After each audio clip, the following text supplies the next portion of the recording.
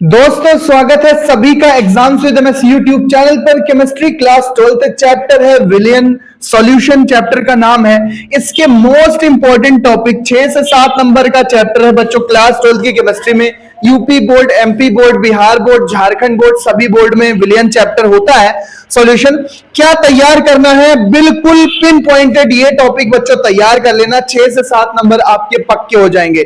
तो चलो शुरू करते हैं। यहां पर सबसे पहला टॉपिक जो आपको तैयार करना है सॉल्यूशन यानी विलियन के चैप्टर से, वो है द्रव्यमान प्रतिशत और आयतन प्रतिशत निकालना सीख लेना। भैया इतने में इतना कितने प्रतिशत द्रव्यमान हो गया, द्रव्यमान प्रतिशत निकालो। फॉर एग्जांपल 3 किलो गेहूं में 500 ग्राम कंकड़ का द्रव्यमान प्रतिशत निकालिए। तो बस 500 ग्राम इंटू हम 100 करेंगे बटे 3 किलो के 3000 ग्राम से भाग दे देंगे, द्रव्यमान प्रतिशत निकल आएगा।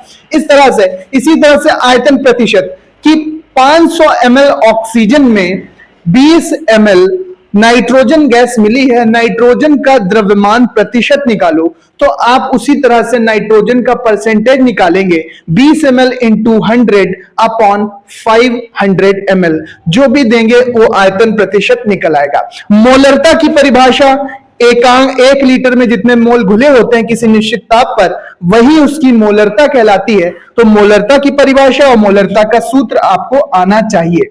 मोलरता का सूत्र मोलों की संख्या बटे आयतन लीटर में। अगर इसको हम ml में करना चाहें, सूत्र को हम बनाना चाहें, तो मोलों की संख्या ग्राम में द्रव्यमान उस पदार्थ का बटे उसका अणुभार अगर हम स्मॉल m लेते हैं अपॉन स्मॉल v लेते हैं ml में आयतन बटे 1000 हम करेंगे तो ये लीटर में कन्वर्ट हो गया। सूत्र क्या बनेगा, W into 1000 upon m small v। ये वाला मोलरता का सूत्र भी याद रखना, ये वाला मोलरता का सूत्र भी याद रखना। मोलरता बराबर मोलों की संख्या बटे आयतन लीटर में। तो ये मोलरता का सूत्र आप याद रखेंगे, परिभाषा याद रखेंगे। इसके बाद इसी तरह से नॉर्मलता आप निकालेंगे, ठीक है। नॉर्मलता का सूत्र इसी तरह से होता है, सेम डिट्टो। नॉर्मलता और मोलरता में कुछ भी अंतर नहीं है, बस आप ध्यान से परिभाषा पढ़ना कि 1 लीटर में, ठीक है, 1 लीटर में जितने ग्राम इक्विवेलेंट घुले होते हैं, जितने ग्राम तुल्यांक घुले होते हैं, वही उसकी नॉर्मलता कहलाती है किसी निश्चित ताप पर। इसके बाद मोललता, 1000 ग्राम विलायक में किसी पदार्थ के जितने मोल घुले होते हैं उसी को उसकी मोललता कहते हैं। इसी तरह से नॉर्मलता का भी फॉर्मूला होता है, खुद बनाओगे, ध्यान अच्छे से रहेगा, शॉर्ट नोट्स बना लो। 2 से 4 पेज इस तरह के आप निकालना, इस तरह के 2 से 4 पेज रफ के निकालो या फेयर के निकालो और उन पे चैप्टर वाइज नोट्स बनाते चलो। मोललता का भी सेम फॉर्मूला, 1000 ग्राम विलायक में घुले किसी विलेय के मोल, किसी विलेय पदार्थ के मोल उसकी मोललता कहलाती है।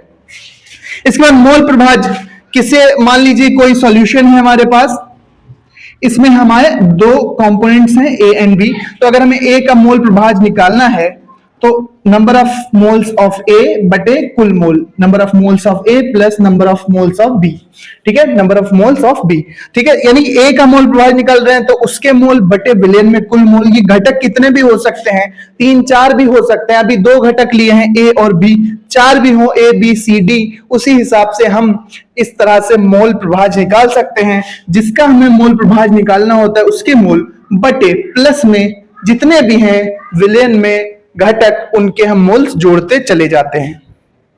जितने भी सॉल्यूशन में कंपोनेंट होते हैं, मोल के जितने भी घटक होते हैं, उनके सभी का मोल प्रभाजों का योग हमेशा 1 होता है। आपको यह सूत्र पता होगा।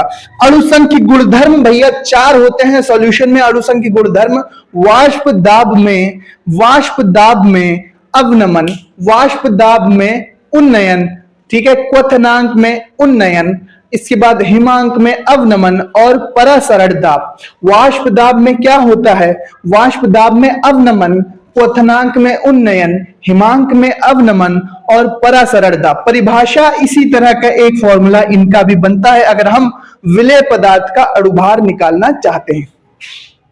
राउल्ट का नियम वाष्प दाब में अवनमन है, उसी पे रिलेटेड है।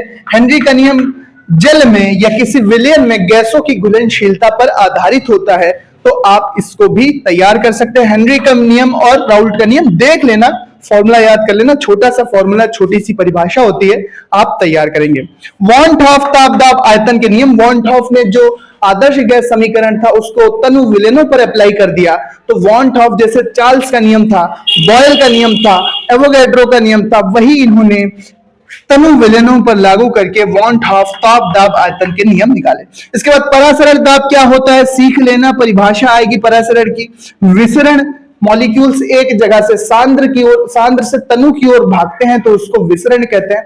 परासरण में अर्धपारगम्य झिल्ली होती है, विलायक के अणु पारगम्य अर्धपारगम्य झिल्ली को पार करके कॉन्सेंट्रेट सॉल्यूशन की तरफ भागते हैं, यानी सांद्र विलयन की तरफ भागते हैं विलायक के अणु, यानी पतले से गाढ़े की तरफ विलायक अणुओं का गमन होने लगता है अक्रॉस द परमिएबल मेम्ब्रेन, जो कि अर्धपारगम्य झिल्ली होती है।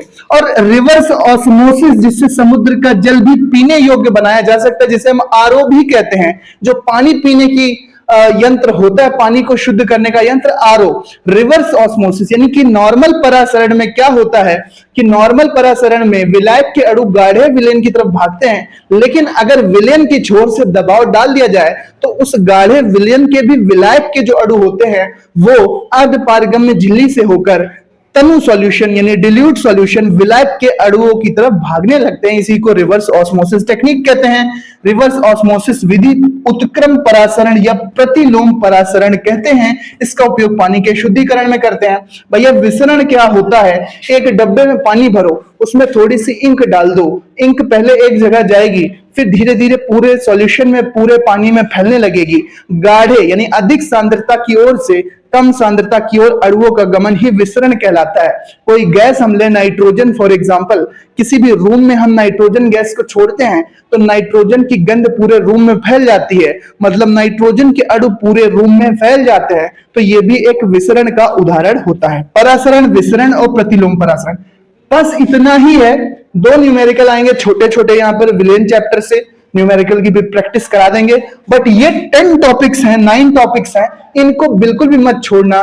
द्रव्यमान प्रतिशत तथा आयतन प्रतिशत, मोलरता जिसको मोलैरिटी कहते हैं, नॉर्मलता जिसको नॉर्मेलिटी कहते हैं, मोललता जिसे मोलैलिटी कहते हैं, मोल प्रभाव जिसे मोल अंश या मोल फ्रैक्शन कहते हैं, अणुसंख्यक गुणधर्म, राउल्ट का नियम और हेनरी का नियम, वॉन हॉफ ताप दाब आयतन के नियम, परासरण दाब, विसरण और प्रतिलोम परासरण या उत्क्रम परासरण। मैंने यहाँ पे टॉपिक बताए हैं, मैं इनके नोट्स भी आपको शेयर कर दूंगा। टेलीग्राम चैनल को जरूर ज्वाइन कर लो, मैं आपको वहां पर सभी कुछ शेयर कर दूंगा। बाकी इंपॉर्टेंट टॉपिक्स के वीडियो भी लगातार आपको मिलते रहेंगे।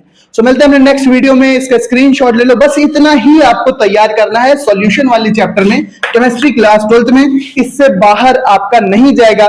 6 से 7 नंबर, जितने भी नंबर का चैप्टर है आपके पक्के हो जाएंगे। यूपी बोर्ड वालों, बिहार बोर्ड वालों, झारखंड, सभी के लिए इंपॉर्टेंट है।